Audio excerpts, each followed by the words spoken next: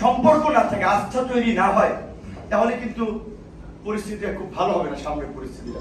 তাহলে এখন রাজনৈতিক দলগুলোর সাথে তো সেভাবে ওপেন ডায়ালগে যেতে হবে। এবং আমি মনে করি এই সরকারটাকে রাজনৈতিক সরকারের চেহারা দেওয়া যেত অন্তত।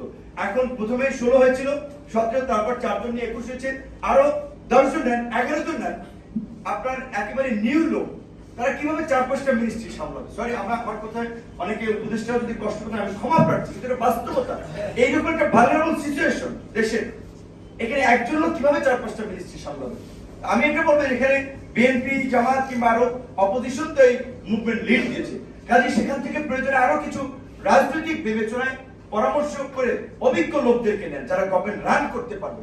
না হলে ইউনূস স্যারের হয়তো এখানে একটা বদনাম হতে পারে।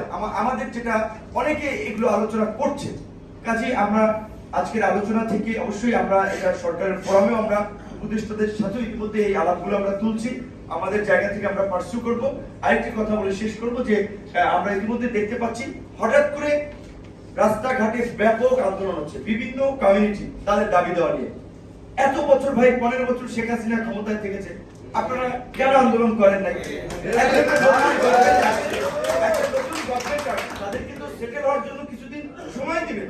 যমুনার সামনে প্রধান উপদেষ্টার বাসভবন 25 জন যে রাস্তা ব্লক করে থাকে, কিংবা আপনার এইদিকে 1-1.5 জন রাস্তা ব্লক করে দিচ্ছেন। এই যে দীর্ঘদিন যে আন্দোলনটা চললো, যার বিপ্লবের এই সামনে একটা পরিবর্তনের বাংলাদেশ আমরা আশা করি, এর বেনিফিশিয়ারি আপনি, আপনার সন্তান, নেক্সট জেনারেশন সবাই হবে। তো এই গভর্নমেন্টকে কিছুদিন একটু সময় দেন। এখনই দাবি দেওয়া নিয়ে জিম্মি করে সচিবালয়ে ছাত্ররা ঢুকে যাচ্ছে। কেন এইচএসসি পরীক্ষা হবে না? কেন পরীক্ষা হবে না? ছাত্রদের পড়াশোনা করতে হবে।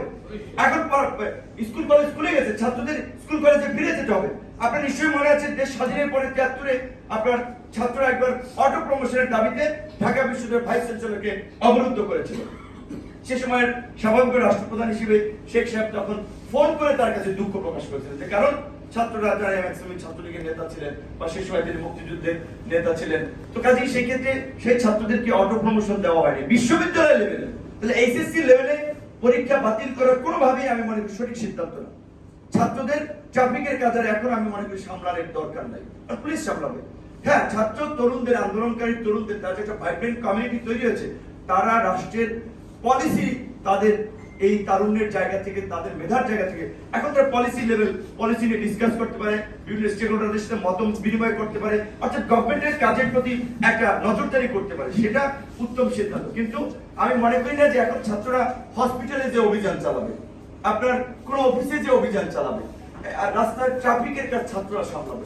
এটা ছাত্রদের যথেষ্ট হয়েছে, ছাত্ররা করেছে, প্রয়োজনে জাতির প্রয়োজনে আবার ছাত্ররা নেমে আসবে।